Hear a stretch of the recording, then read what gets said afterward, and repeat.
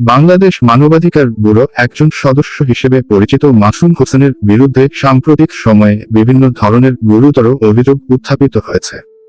ভুক্তভোগী ও সংশ্লিষ্ট ব্যক্তিদের দাবি অনুযায়ী তার আচরণ ও কর্মকাণ্ড মানবাধিকার কর্মীর নৈতিকতা ও দায়িত্ববোধের সঙ্গে সামঞ্জস্যপূর্ণ নয়। এই অভিযোগগুলো নিরপেক্ষ তদন্তের দাবি রাখে, কারণ মানবাধিকার সম্পর্কিত যেকোনো পদে থাকা ব্যক্তির আচরণ হওয়া উচিত স্বচ্ছ, দায়িত্বশীল ও আইনসম্মত।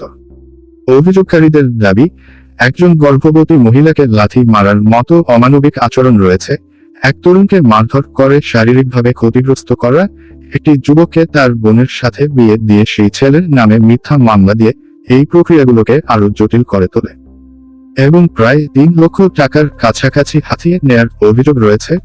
অভিযোগ অনুযায়ী একটি বাড়ি বিক্রির সময়ও উল্লেখযোগ্য চাপ ও ভয়ভীতি দেখানো হয়, যাতে জোর করে কম মূল্যের সম্পত্তি হাতিয়ে নেওয়ার চেষ্টা করা হয় বলে অভিযোগকারী জানান। এছাড়া ভুক্তভোগী পরিবার দাবি করেছে যে একজন বয়োজ্যেষ্ঠ মুরব্বীকে লাথি মেরে দ্বিতীয় তলা থেকে সিঁড়ি দিয়ে নিচে নামিয়ে আনে এবং রূঢ় আচরণ করা হয় এবং শারীরিকভাবে অপমানিত করা হয়।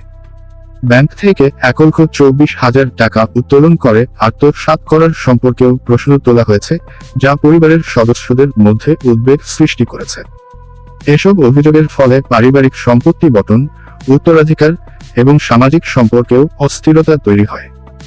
বাবার মৃত্যুর পর বাবার সম্পত্তি যদি ভাগ হয়, তাহলে বাবার রেখে যাওয়া সবকিছুই তো ভাগ হবে। একটি পরিবারে 2 ছেলে, 2 মেয়ে ও মা, মোট 5 জন। গ্যাসের চুলাও আছে 5টি, ওয়ারিশগুন সকলেই একটি করে পাবে। জোর করে মাসুম হোসেন চুলা ভাগ হতে দিবে না। প্রায় 1 বছরের গ্যাসের চুলার বিল দেওয়ার নাম করে টাকা আত্মসাৎ করার ও অভিযোগ রয়েছে। মাসুমের বোন একজন মুসলিম পরিবারের মেয়ে হয়ে একটা হিন্দু ছেলেকে মন্দিরের মধ্যে বিয়ে করে, যা সংশ্লিষ্ট পক্ষগুলোর অভ্যন্তরীণ বিরোধকে আরো জটিল করে তোলে। এসব ঘটনাকে কেন্দ্র করে বিভিন্ন সংস্থার সদস্যপদ থাকা সত্ত্বেও মানবাধিকার, সুশাসন ও নাগরিক অধিকার সম্পর্কিত প্রতিষ্ঠানের সঙ্গে তার সম্পৃক্ততা নিয়ে প্রশ্ন উঠেছে। অভিযোগকারীদের দাবি, বাংলাদেশ মানবাধিকার কমিশনের ব্যুরো চেয়ারম্যান বিষয়টি জানতে পেরে প্রাথমিকভাবে তার মানবাধিকার কার্ড স্থগিত বা বাতিল করার উদ্যোগ নেন। তবে অন্যান্য সংস্থার কাছে এখনো অনুরোধ রয়ে গেছে যে এসব অভিযোগের আলোকে তারা উপযুক্ত তদন্ত করে প্রয়োজনীয় ব্যবস্থা নেবেন।